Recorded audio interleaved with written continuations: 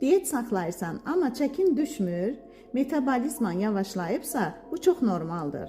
Amma sənə evdə çox asan hazırlanan bir qarışım göstərəcəyəm ki, həm metabolizmanı sürətləndirir, həm də yağ yandırmanı dəstəkləyir. Elə isə gəlin başlayaq. Yarım çay qaşığı sarı kök, yarım çay qaşığı darçın, yarım çay qaşığı zəncəfil və yarım çay qaşığından biraz az qara istiot, 1 stakan su.